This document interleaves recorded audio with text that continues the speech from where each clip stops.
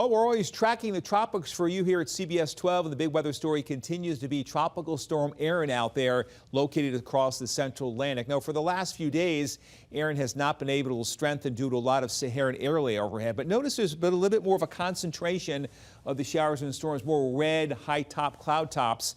It looks like it is beginning to start strengthening out there. The Saharan air layer, which has been inhibiting the development, well, it looks like it's trying to kind of get free of the system. And as it strengthens and gets more tightly circled, that Saharan air layer will not be allowed to get in. Latest top winds are 50 miles an hour. Erin's moving west at 17, is expected to become a hurricane by about Thursday, possibly a major hurricane over the weekend as a Category 3. Makes its closest approach to Puerto Rico and the Virgin Islands on Saturday, and then it begins to turn off towards the northwest, and then eventually on off towards the north, it looks like. Water temperatures are marginal now, right around 79 or 80, but they're going to get into the mid 80s underneath the storm, and that's the latent heat of condensation, the fuel you need to actually intensify strengthening Hurricane Erin.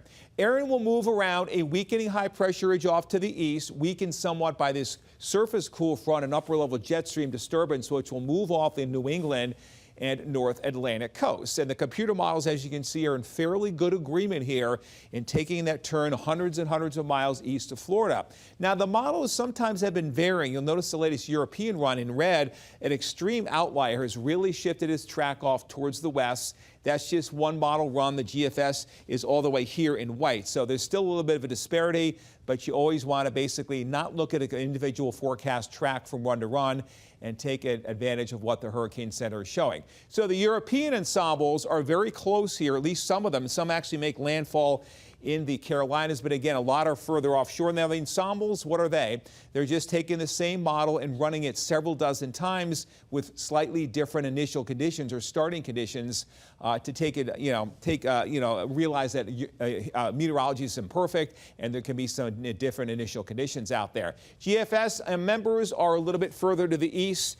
These are all spaghetti plots. Bottom line is we expect it to move east. Now, there may not be direct impacts in Florida or across the east coast of the U.S., but boy, the waves are going to increase. It'll be a large storm, putting a lot of energy into the ocean. We could be looking at waves of 8 to 12 feet along much of the northeast and mid-Atlantic coast. And even down here, east of Florida, we could be looking at seas several feet high mid to late parts of next week with a high rip current risk. And then next week and the week after, as is typically the case, is the Cape Verde type of the hurricane season of greater than 40% chance something develops here. And then the following week, there could be some right now near the Caribbean. And of course, in August, we do need to watch for tracks that move towards the east coast of the U.S.